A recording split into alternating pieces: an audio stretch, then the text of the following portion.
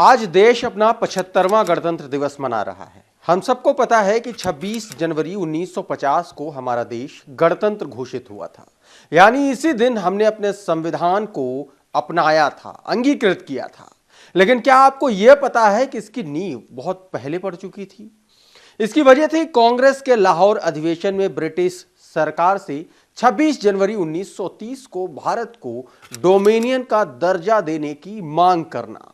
आजादी के बाद संविधान लागू होने पर यही तारीख गणतंत्र दिवस बन गई। आज के इस एक्सप्लेनर में बात गणतंत्र दिवस, उससे जुड़े इतिहास पर और बात करेंगे उससे जुड़े हुए कुछ ऐसी मान्यताओं पर, कुछ ऐसी सांस्कृतिक परंपराओं पर जिनके बारे में हम जानते तो हैं लेकिन गहनता से नहीं जानते। इसके साथ ही यह भी जानेंगे कि देश में गणतंत्र दिवस पर परेड क्यों निकाली जाती है, कहां से और कब से इसकी शुरुआत हुई। इसके अलावा इससे जुड़े और कई ऐतिहासिक तथ्यों की बात होगी। नमस्कार, मेरा नाम प्रशांत है और आप देखना शुरू कर चुके हैं डेली लाइन का एक्सप्लेनर। चलिए शुरुआत करते हैं रिपब्लिक डे की परेड से ही। सीधे सीधे कहें तो परेड का संबंध अपनी ताकत के प्रदर्शन से होता है। इसमें अपने सैनिकों और हथियारों का प्रदर्शन किया जाता है जिससे लोगों में देश के प्रति गर्व की भावना आए। पर परेड निकालने का रिवाज नया नहीं है। इसके तार सीधे जुड़ते हैं मेसोपोटामिया की प्राचीन सभ्यता से। मेसोपोटामिया के राजा ऐसी परेड निकाला करते थे। इसमें वो मशहूर इश्तार के दरवाजे से शहर के अंदर जाते थे। ऐसा ही चलन रोमन साम्राज्य में भी रहा। यहां के सैन्य मुखिया जब जंग जीतने के बाद वापस आते थे तो उनके साथ एक सैनिकों का काफिला हुआ करता था। यह काफिला शहर में जहां से भी गुजरता, सड़क के किनारे दोनों तरफ लोग हाथ उठाकर या नारे लगाकर इसका अभिवादन करते। अब बात आज की परेड की करें तो वो एशियंट प्रशिया यानी कि आज के जर्मनी से प्रेरित बताई जाती है। आपने परेड में सैनिकों को कदमताल करते हुए देखा होगा। इस कदमताल या स्टेप के बिना कोई भी परेड अधूरी मानी जाती है। पर आप ये जानकर हैरान रह जाएंगे कि ये स्टेप यानी कदमताल हिटलर की नाजी आर्मी का है।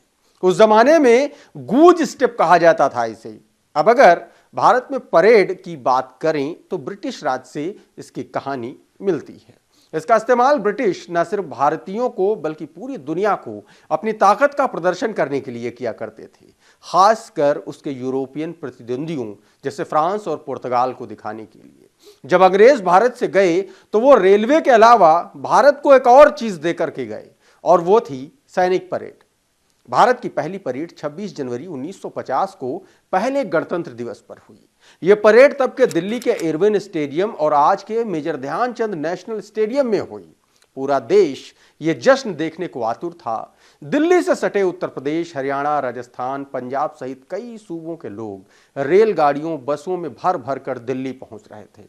कुछ ऐसे भी थे जो लोकतंत्र का यह जश्न देखने के लिए 4 दिन पहले पैदल घर से निकल पड़े थे।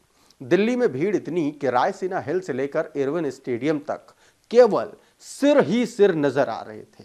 दिल्ली की सबसे बड़ी जिस इमारत में कभी सबसे बड़ा अंग्रेजी अफसर निकलता था और जिसके कई मीटर दूर तक आम भारतीयों को गुजरने की इजाजत तक नहीं थी, अब उसी इमारत से भारत के पहले राष्ट्रपति राजेंद्र प्रसाद बाहर निकल रहे थे। इस मौके पर इंडोनेशिया के राष्ट्रपति अहमद सुकर्णो को चीफ गेस्ट के तौर पर आमंत्रित किया गया था। यहां पर आप लोगों को एक और बात बता दूं, वो ये कि 1950 से लेकर के 1954 तक गणतंत्र दिवस परेड राजपथ पर नहीं होकर कभी इरविन स्टेडियम तो कभी किंग्सवे कैंप तो कभी रामलीला मैदान में आयोजित की जाती थी। बाद में यह राजपथ पर आयोजित की जाने लगी, जिसे अब मोदी जी ने कर्तव्य पथ का नाम दे दिया है।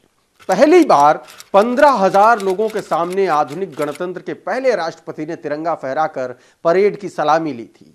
पहले गणतंत्र दिवस पर जो परेड हुई उसमें तीनों सेनाओं ने हिस्सा लिया था। इसमें नौसेना, इन्फेंट्री, कैरेवल रेजिमेंट, सर्विसेज रेजिमेंट के अलावा सेना के 7 बैंड भी शामिल हुए थे। हालांकि उस समय बाइक स्टंट की परंपरा और ना ही झांकियों की परंपरा नहीं थी 26 जनवरी को परेड के दौरान शामिल करने की, जिनके जरिए देश के अलग अलग राज्य अपने विरासत और संस्कृति को प्रदर्शित करते थे। 1950 की परेड में कुल 3000 सैनिक शामिल हुए थे। पहली बार 1953 में सेना और कुछ अन्य सशस्त्र बलों के साथ राज्यों की भी झांकियों को शामिल किया गया। पर इसके पीछे का कारण क्या था? दरअसल 50 के दशक में भारत के राज्यों के बीच भाषाई आधार पर तनाव बढ़ गया था। ऐसे में अलग अलग राज्यों और परंपराओं का होने के बावजूद भी एक साथ राजपथ पर परेड देश की एकता को दर्शाता। राज्यों के बीच का यही भेद मिटाने के लिए 1953 में पहली बार राज्यों की झांकियों को शामिल किया गया। इसका मकसद राज्यों के बीच एक तालमेल और एक स्वस्थ प्रतियोगिता डेवलप करना और एक एकता की भावना को बढ़ाना भी था, और यह क्रम आज तक चला आ रहा है। अब सवाल यह उठता है कि झांकियां सिलेक्ट कैसे की जाती हैं? तो रक्षा मंत्रालय के सर्कुलर के मुताबिक मंत्रालय हर बार की परेड के लिए राज्यों और केंद्र शासित प्रदेशों को चुनता है। कितने राज्यों की झांकियां कर्तव्य पथ पर मार्च करेंगी, यह मंत्रालय ही तय करता है। इसका सिलेक्शन प्रोसेस में राज्यों को अपनी झांकी का एक कॉन्सेप्ट और एक ब्लूप्रिंट भेजना होता है। जितने भी आवेदन रक्षा मंत्रालय को आते हैं उन्हें एक एक्सपर्ट कमेटी देखती है।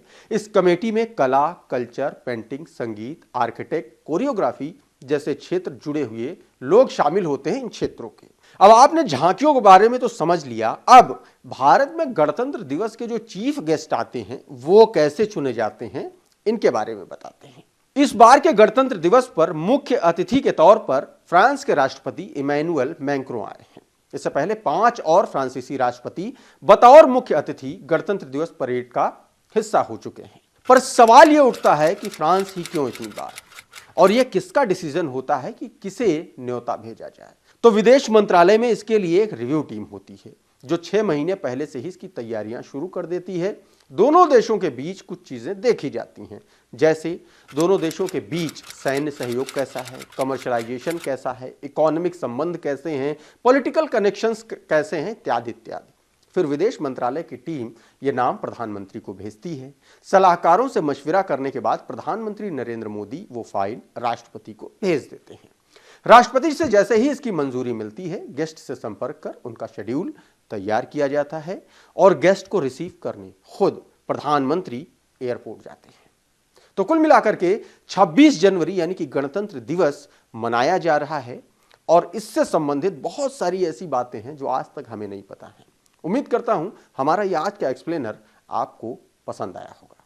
आज के इस एक्सप्लेनर में इतना ही। आप देखते रहिए डेली लाइन।